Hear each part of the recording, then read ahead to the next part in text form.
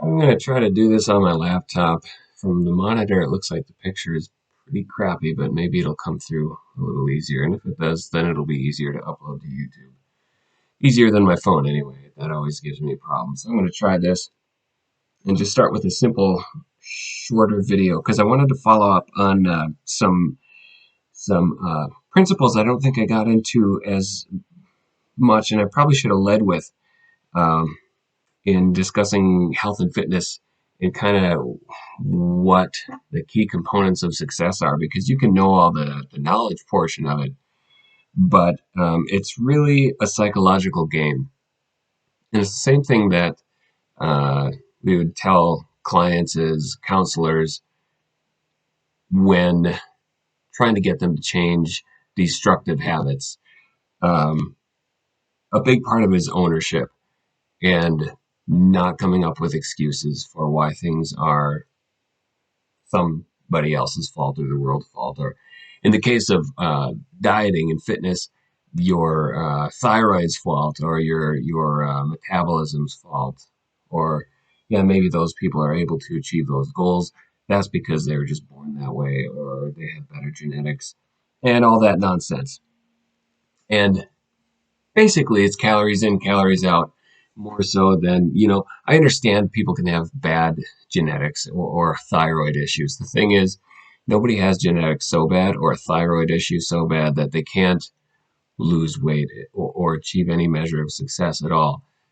The thing I point to for calories in, calories out argument is, and I know it sounds a little bit maybe like a morbid comparison, but I can't think of anything else that everybody understands and has this mental picture of, because we've all seen it. We've seen the concentration camp pictures and all the starving Jews in the concentration camps, and it's not like you see 100 emaciated Jews, but one is still fat. They're all emaciated and starving. That's because, and statistically, at least one or two of them would have thyroid issues. So some of them did. Didn't matter. If you don't eat, you're going to lose weight. That's just what happens. Now, to a tragic conclusion in that case. So not, again, just using that as a point of reference. So first of all, it's kind of like that. If you've ever seen Good Will Hunting, there's that famous scene where Robin Williams is just saying it's not your fault to Matt Damon over and over again. Robin Williams is a psychologist, and Matt Damon's kind of this hardened guy that grew up on the streets, and finally he breaks down. I would just do the opposite and take someone and look at them in their eyes and say, "It's your fault. It's all your fault. It's completely your fault. If you got to this point where um, you have you have become overweight or got yourself in a position where your body isn't where you want it, well, whose fault is it? It's your fault, and that's not a bad thing. We're so soft these days. We can't take constructive criticism. It's your fault, and that is a good thing. That empowers you to be the facilitator of change. It's up to you. When it's your fault, it's up to you to do something about it, and something can be done about it. If it's not your fault, then whatever occurs is just kind of at the whims of nature, and whatever happens, whoever else has control of you, whoever else's fault it is, it's up to them whether or not you find success. It's not up to you. So in acknowledging your fault and your role in it is that is the thing that gives you the strength, provides that engine to drive the change that you're seeking. um, the other part of it is your identity, and that's why a lot of people struggle to, I think, find change in their life, is because they feel like a fish out of water. Any major change um, that someone's trying to make, say, going back to the counseling. Um, so a lot of our clients are, well, the ones that have internal motivation anyway, want to get sober and make a change in their life. Some of them want to pursue spirituality. That's a big part of chemical dependency treatment typically. And a lot of them have like a spiritual interest, and they want to pursue that. So we would, at least I would, recommend they get into a supportive church group or something like that. But it might feel uncomfortable. They might feel like that's not their place because to them, they're always, uh, a dirty junkie. They don't have any place in a church. And they have to shift their identity so that they understand that they have just as much a right to be there as anybody else. So that helps us achieve goals. When you are battling your identity like you're trying to get into a regimen of fitness or change anything really for that matter, and at the same time you have to fight this notion that it's not really me and I don't, what am I doing, I feel dumb.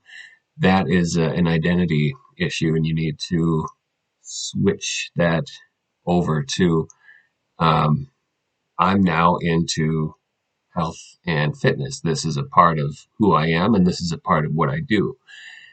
It's not something I'm doing, it's a part of this is now my routine. And that ties into and not only that, but I like the word lifestyle because that's what it is. And the people that really find lasting success are the ones that don't just wait till the turn of the new year, have a resolution, work toward it for 2 weeks, and then give up. It's people who change their entire lifestyle, and it does become a part of their routine, a part of their life, because it isn't just the thing that they um, are aspiring toward. It's more of like a part of who they are, if that makes any sense. Tied to that is, and I think I did talk about this, consistency is really the key component. It doesn't matter as much what you do, as long as you have the same, you have to have you can't just totally botch it. I mean, you can't just like, all right, I'm going to do 5 crunches a day and we'll see those results come in. I mean, some effort has to be put into it, but um, the biggest thing it really is just consistency. Most people can, all you got to do is move around, really. Most people know how to exercise or to restrict their caloric intake, but it's taking the days off. It's those rest days, I think, and this is more pertaining to the exercise portion of it. Don't take any days off. Don't allow yourself to interrupt the momentum that you've started. You don't need to rest when you're exercising. Used to be the case, people would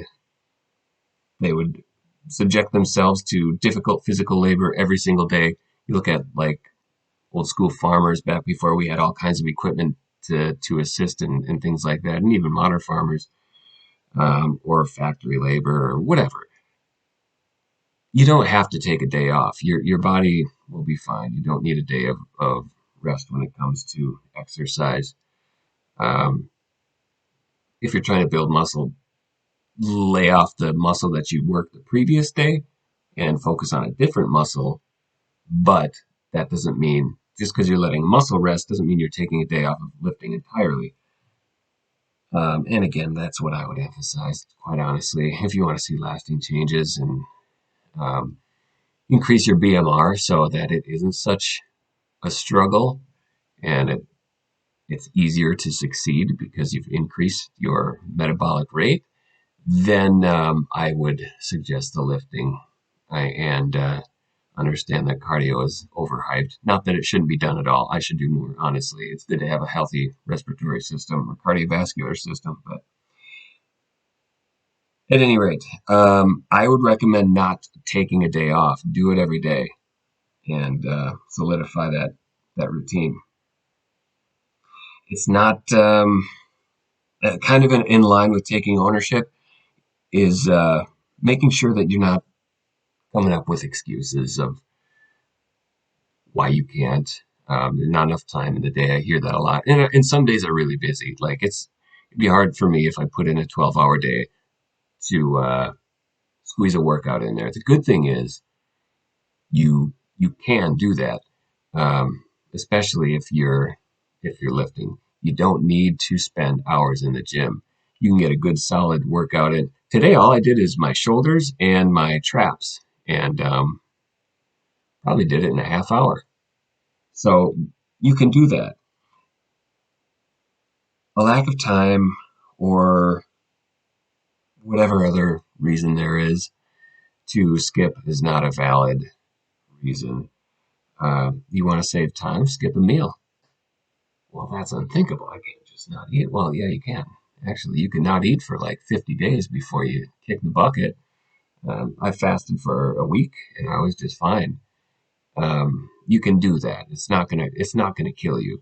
Not that that's my suggestion necessarily. I'm just making the point. I think you're capable of a lot more than you think you are. A lot of these things that are just unthinkable, once you do them, you realize you can do so much more. And that's really central to success as well, is that feeling of self-efficacy.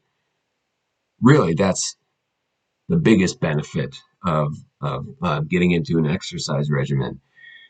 Because once you see those results and you get that sense of, wow, I can actually achieve this and achieve the goals that before I was telling myself, well, I'm not one of those exercise people, or they have these metabolisms that just enable them to do that, or they've always been athletic or whatever. You realize that that's not the case. You've always had the same opportunity as anybody else, and you've got the same inner strength as anyone else, and the same motivation. All you have to do is make the decision, tap into that, and and make it happen. Once that the self-efficacy, the difficulty is getting that ball rolling. But once it does, you gain that measure of confidence that kind of precipitates it, and it just goes from there. All you need to do is see that first striation that wasn't there before, or all of a sudden there's more definition, or you can button your pants without sucking in, or whatever your measure is for when you know you've succeeded. I would recommend not weighing yourself, by the way. Too many things go into weighing yourself. Um, First of all, there might be fluctuations in the scale. Second of all, there is such a thing as water retention. So if you go up 3 pounds in a day, um, it's probably not fat. You're probably retaining water because you ate too much salt or something like that. Also, it doesn't take into account any muscle gains you might make, increases in muscle density or anything like that. So the scale's not really reliable. I would use it maybe long term, measure yourself, weigh yourself every 3 months or something like that. But I think when you're looking at small scale improvements like that, it can be self defeating. I've seen it happen. Um, People expect such and such a result. They get on the scale, they don't see what they thought they were going to see, or they have a week where the weight didn't decrease at all, probably because of water retention or something like that. And then the rationale is, well, screw it. Why am I even trying? Might as well not even try then. It's not worth it. And then it's done. So you just have to be in it for the long haul. And that means not sabotaging yourself by weighing yourself. Either you're going to make this a lifestyle or you're not. So just do it without much thought to the result, and the results will come. So, in that regard, it's a faith process as well. Faith ties into it, ties into really everything, um, even in that element of self efficacy. But I would remember those points. Um, I think it's worth it. I think it will benefit anybody trying to make a change that they want to stick to. First of all, take ownership and make it a part of your identity. Commit to it, and don't quit. Don't allow yourself any downtime. Don't allow yourself a reason to say, "Oh, this isn't working for me." So don't weigh yourself, and that's all I really have.